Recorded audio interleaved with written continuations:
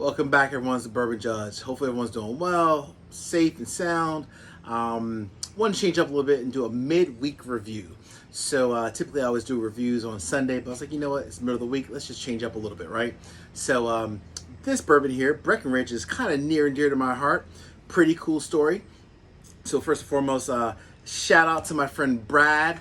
Brad, a good friend of mine, he started to get into the bourbon game, and I gave him a whole bunch of different samples of bourbon. Didn't want anything in return.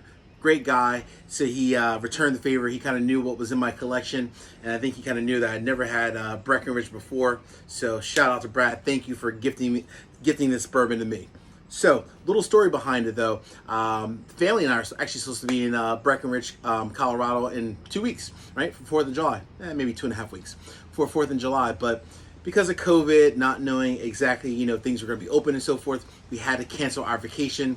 And Brad has actually been to Breckenridge Distillery before, and he was like, you know what, Bourbon Judge, I'm going to go ahead and gift this bottle to you so you can kind of sample their fine bourbon. All right. So shout out. Thank you, Brad. Really appreciate it, my friend. All right, so when you think about Breckenridge bourbon, right? The cool thing about Breckenridge is that it's bourbon for the most part you can find, right? It's available in over, I think, 25 states. If you go to the website, you can get it shipped to you. They ship to I think 30 plus states. So even if they don't ship it to your state, you probably have a family member, a friend, coworker, somebody that you can get it shipped to their house and then just, drive across the state and grab a bottle of bourbon, right? So that's a cool thing, right? It's easily available. And because it's not a Buffalo Trace Weller, one of the more allocated bourbons, right? Is one that you can easily find, right? So it's not highly allocated. They make a ton of good bourbon, and it's for the most part pretty easily available, right? So that's a cool thing. All right. So some information about Breckenridge. They started back in 2008. Brian Nolt, the CEO, just really wanted to make some really good fine whiskey. And with a vision, he brought it. It came to fruition. 12 years later, he's still producing some fine whiskey. So shout out to you, Brian. So that's really kind of story, right? They're based out in Colorado, in Breckenridge, Colorado, to be specific. And I guess the secret to Breckenridge, from what their perspective is, their secret ingredient is the H2O, right? So they're in the mountains, so they say the water is just so pure, it adds a certain je ne sais quoi, if you will, to the actual quality of the bourbon, right? And I know a lot of people say, well, good bourbon is only made in Kentucky. Maybe not. I kind of disagree with that. I think other places do make good bourbon. So we'll see whether or not if this bad boy is worth all the hype that my friend Brad told me is worth. So we'll see. But again, they've been around for 12 years. They make, Breckenridge Distillery, they make a ton of different spirits, right? Vodka, gin, rum, and a few other spirits. But from a bourbon standpoint, they make, their small batch. They blend, they have a single barrel. They have a couple wine finishes. They're definitely known for their wine finishes. They make a sherry finish, a sherry cask finish, I should say. They have they also have a port finish. And then last but not least, this one here, which we're reviewing today. So this is a high proof blend, right? So it's not barrel proof, but it's a high proof blend.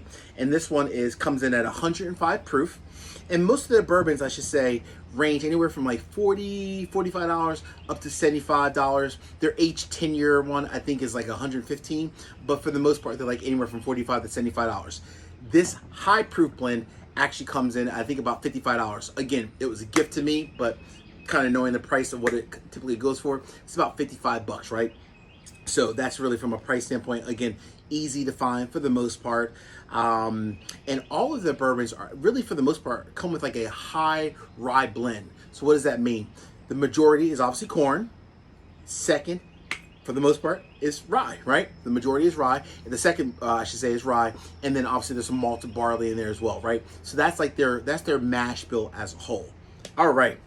I've talked enough about this bourbon. I had a little sip before, but I need to try it again with you guys to see whether or not if it's worth the hype. Let's go ahead and dive into it. All right. So at 105 proof, that's a really good, I think, let's call it a good point where it's not too low, like in the 80s or 90s, but it's not also like that knock you out 115, 120 proof where you can only have a little bit before you fall asleep.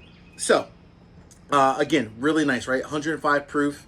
Let's just kind of get into this one. So from a color standpoint, this is very nice, right? The nice dark brown, but not too dark actually. If I would kind of say it's more like a golden brown. It's not too much from a char. If I had to guess, they probably char their barrels maybe like a 3 or a 4 because it's not super dark actually. It's more like a honey brown actually. Not bad, Breckenridge. All right.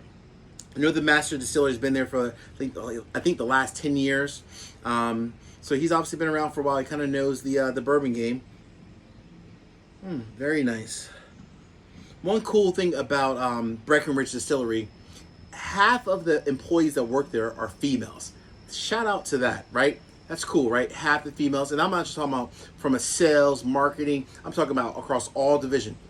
Half of the employees that work there are female. So that says a lot about their culture, what they believe in, and so forth, right? So cool shout out to them. Good stuff.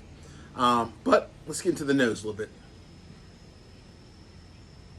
bit. So a couple of things stand out. So at 105 proof, wow.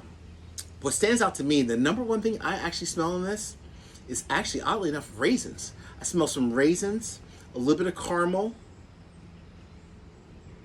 almost like some orange peel. Just those three. So raisins, orange peel, and a little bit of caramel. Nope, I lied. I'm sorry. There's the fourth. Also, and this is not, even though they have a ton of their bourbons finished like in a wine finish, this actually has like a wine smell to it as well, right? So I'm not sure if maybe a little bit of that slipped in there. Interesting. All right. Well, cheers, as we say, midweek cheers.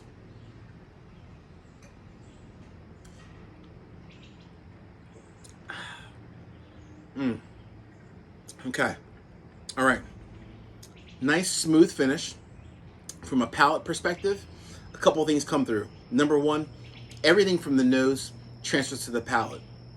The orange peel, the raisins, the wine, like the red wine finish, all of that transfers directly to the palate, and a nice smooth long finish. At $55, this is actually a pretty good price point for this bourbon. Let me get a little bit more just to make sure.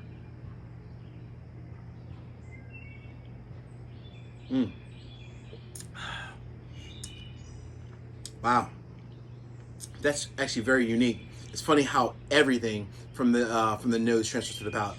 Every single thing. The orange peel, nice long finish, the caramel, and then the raisins. Everything transfers to the palate. And that wine it's there, it's present, right? So I don't know if that's just part of like the water, the H2O, or if that's just something that maybe just kind of slipped in there because it is a blend. But that is really, really good. I think you know my judgment. Hey, at $55, this to me is a buy. I mean, that's really good for $55. A lot of times as bourbon drinkers, we sleep, honestly, right, on non-Kentucky bourbons. Shout out to Breckenridge. Shout out to my friend Brad. I'm not just saying this to say thank you to Brad. I'm saying this is some darn good bourbon. Cheers, folks. If you haven't done so thus far, please make sure you subscribe to the channel. I appreciate you guys. Talk to you soon. Peace out.